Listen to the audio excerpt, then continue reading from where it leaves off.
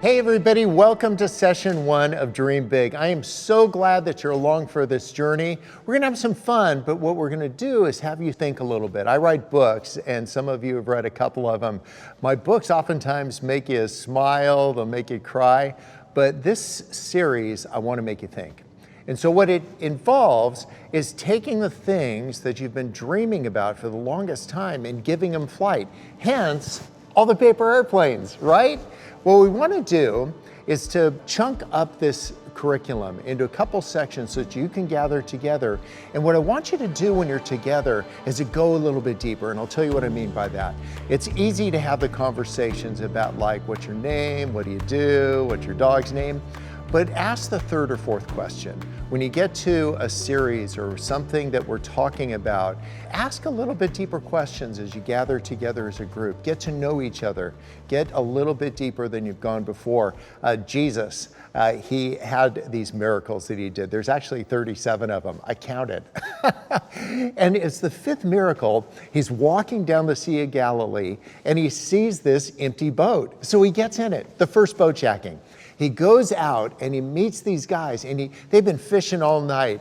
And he says this, push out a little deeper. And you know what? They thought it was a stupid idea, but they did it anyway. What I want you to do is go a little bit deeper. As we go through some of the curriculum that's in Dream Big, I want you to push out a little bit deeper because that's where you're going to access your ambitions. They don't lie right there on the surface. They're a little bit deeper. So find those and draw them out from each other.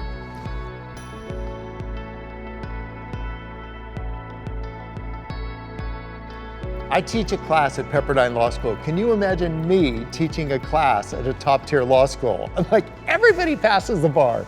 You get a car, you get a car, you get a car.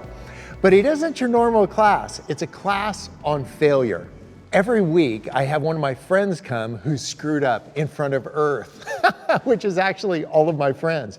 I don't want to talk about the big wins. I want to get real. And that's where some of your ambitions lie. You're only going to be able to access some of these ambitions that you've had if you get real with yourself, get real with God, and get real with each other. There's something beautiful about that. It takes some vulnerability. It takes some authenticity. But that's where the good stuff is. What we're going to try to do over all these different series, we're trying to carve a new little groove in your brain. And then here's the deal. We want to go Grand Canyon with it. You guys have heard about the place. It started out like a brook. It was just a little trickle of water. I wasn't there. I'm old, but not that old. It turned into a stream. It turned into a mighty river. It turned into the Grand Canyon. And what happened is that the water kept going, digging deeper and deeper and deeper. What I want you to do is take this little groove that you're carving in your brain. I want you to go Grand Canyon. I want you to use that thing so much. Find opportunities to repeat and repeat and repeat. Go deeper and deeper. That's what I want you to do. Go Grand Canyon.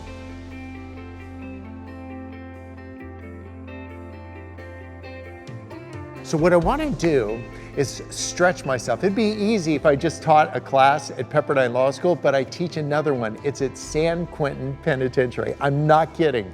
I've got all of these terrific felons in my class, and we talk about the same stuff. Here's the deal. Their mistakes are a little bit more obvious. Some of these guys have life. They are never getting out.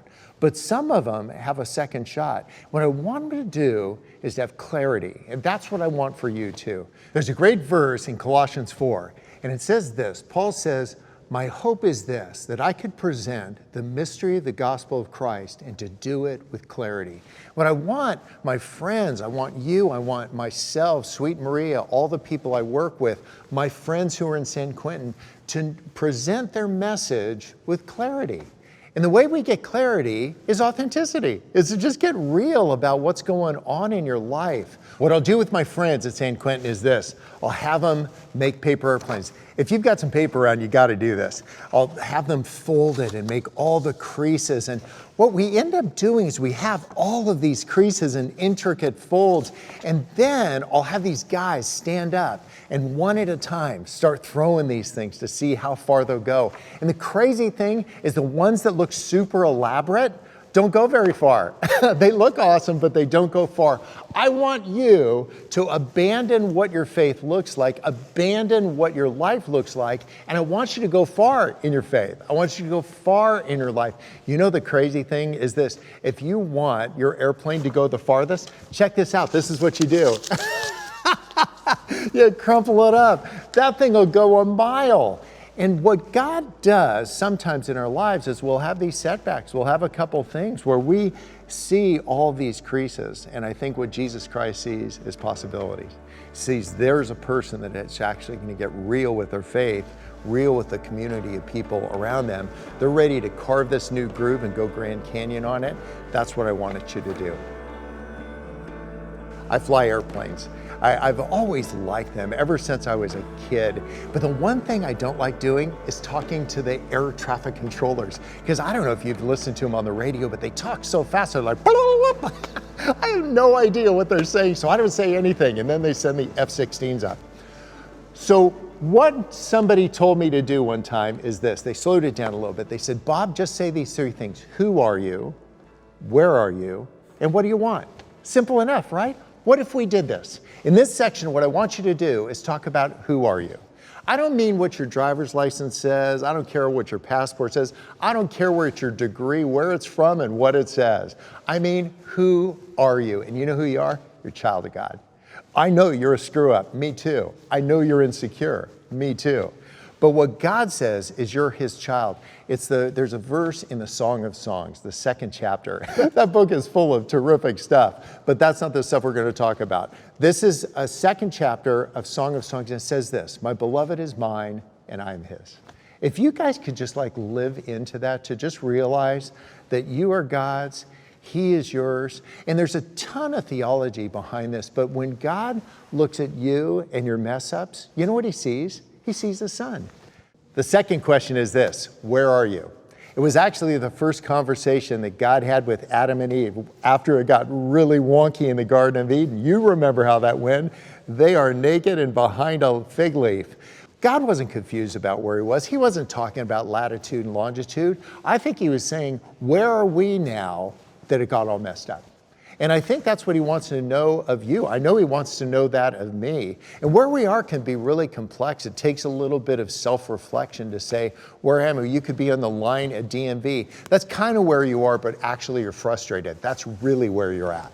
You could be nervous because you've got taxes that are due or a job that is sucking the life out of you. That is where you are. You could have a relationship. You could have made vows to somebody and it just is not turning out the way you thought it would. That is where you are. If we could take this time within a community of people to get real about where we're at, man, that's where all the good stuff happens. That's how you access your ambitions. Boy, I'm telling you, if you want to carve that new groove, if you want to go Grand Canyon on it, you need to be self-aware enough to ask, where am I? I'm a really insecure guy. Isn't that crazy? I'm like the balloon guy, paper airplanes, whatever. I've learned from a really young age that I could cover up a whole bunch of insecurity by just being very animated and all that. I'm not being fake. I'm just getting real. I've done the heavy lifting that comes to say, hey, what is going on right now? And I can be situationally aware to say, this is just me being insecure right now, and I can just settle down. I'm a child of God. That's who I am. I am in his presence. That's where I am. Or I'm in my shame, or I'm in the wonkiness of my situation. If you can get real about where you are, then you can answer this final question. What do you want? It was a question that Jesus asked every single blind guy he met. Isn't that crazy? Can you imagine the blind guy standing at the gates going I'm blind, I'm blind, I'm blind. And Jesus says, what do you want? Duh. I don't think Jesus was confused. Again, I think he wants to know from that guy what he wants to know from you, what he wants to know from me. What do you want? And if you want a Porsche, just get it out there. I want a Porsche. You're not getting one, but get it out there anyway. We don't need a bunch of pageant kind of responses. I want world peace. If that's not what you want, God's not dazzled by these big statements. What he's dazzled by is humble, authentic hearts. Make yours one of them.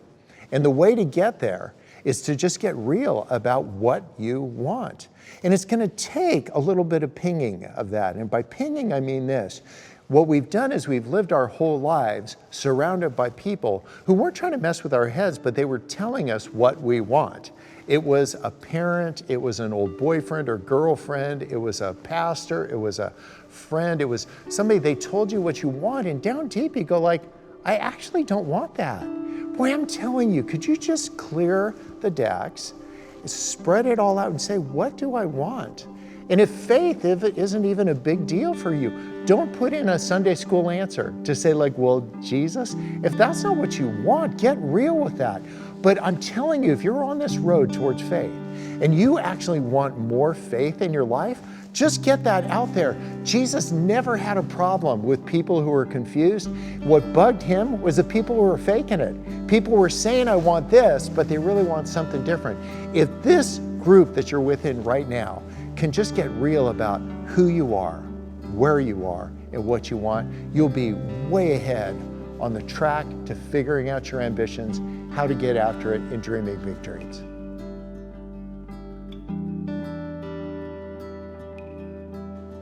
When I grew up, my parents, when I forgot to say thank you, they would jump in and say, you're welcome. Did that happen to you? You know it did. I would jump into my dinner and I'd like dive in because I was so hungry and it's mac and cheese. And then I'd forget to say thank you to my mom. And so with a furrowed brow, she would say, you're welcome. Well, I ended up learning the importance of politeness and to say thank you when somebody says you're welcome as a word of correction. Well, I go to Uganda. This is many, many years later, and I've studied up on all of the politeness and all the etiquette around the country because it's a very British kind of colony for 50 years. And I get off the plane just knowing I'm just going to do everything right. I'm there 5 minutes, and a Ugandan says, you're welcome. I'm like, rats! I'm like, thank you, but I didn't know what I did. 10 minutes later, another Ugandan says, you're welcome. I'm like, dang it! The third time a Ugandan said, you're welcome, I slowed it down a little bit and I realized they're saying, you are welcome here. These aren't words of correction, they're words of invitation. And I think what I want us to know is that we're invited. This thing that Jesus did is he said, you are welcome. Bring your ambitions, bring your dreams, bring the real you, not the fake you. Leave that one on the bus. But to bring this, because you're welcome to just bring who you are. I'm a healer that heals people that realize that they actually need one. Well, we got to this first village. I wanted to play with some of the Ugandan kids and kick the soccer ball around a little bit. And when we had them all exhausted, and me too, we jumped in the Jeep and we're starting to leave. And as we're pulling away, I'm like waving to the kids like goodbye. And there's like 10 kids running after the Jeep. And now there's like 20 kids. And so I get both hands going. There's like 30 kids running after the Jeep. And I asked the driver, like, what's the deal? And here in America, this means hi. In Uganda, it means follow me. Isn't that awesome? And I realized that's what I've been doing with Jesus. He keeps saying like, Bob, follow me. And I'm like, hi. That's what's been happening with your ambitions. You're waving at him. I think you ought to follow him. What are your ambitions? What are the things that you really want to do? Who are you? Where are you? What do you want? And figure out what you want and then follow those ambitions. You'll know the right ones. If your ambition is to knock off liquor stores, you'll be in my class at San Quentin. But if your ambition is to draw a little closer to the people around you, be a little bit more available to your family, I'm telling you, stop waving at them. I was in the Midwest and there was an event and they had a rock and roll band playing music and then I was supposed to speak. I actually wish I would be first because I'm in bed by 9. I'm like that guy. And so I spoke after them. It's like 1 a.m. before I get to this motel and I get to the front desk and the guy's like totally distracted. He gives me the key to my room. I go up, I throw my backpack on the bed. I turn on the lights. You guys, there's a woman in the room. She starts screaming. She's like, this is my room. I thought I was going to get maced. And so I'm looking at the key. I'm like, this is my room. So I grabbed my bag and I ran out the door. I felt like Joseph. When I got to the front desk, I told the guy, like, buddy, you had one thing to get right. I mean, really, just one person per room. And I think what happens is that we end up having all these trespassers in our rooms. They've trespassed into our lives. They've come uninvited. And what we end up doing is seeing Jesus like as if he's standing at the door knocking, and then we can like look through the peephole or let him in and clear a couple inches of space in the closet for him. He's not interested. He wants the whole room. And figuring out your ambitions needs to involve giving the room to Jesus and to clearing out some people that you've actually accumulated along the way. I'm not saying don't devalue them. I'm just saying I think you might need to create a little distance between you and some of the people that are saying you're not allowed to pursue your ambitions. I would just gut check that. I would do what Paul said. I would check everything against Scripture. I want you to check everything you hear in these series against Scripture. See if it's true. And if it's not true, go Galatians 1 on it, run right out of the room. Literally, just flee. You can explain it to everybody else later.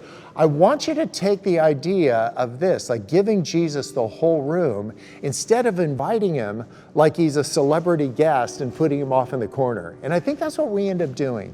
The room gets so crowded with all the things that we've accumulated in our lives. It's like we're hoarders. We can't even navigate our lives anymore. If you're going to figure out who you are, where you are, what you want, and what you're going to do about it, you're going to need to clear the room and give Jesus the whole thing.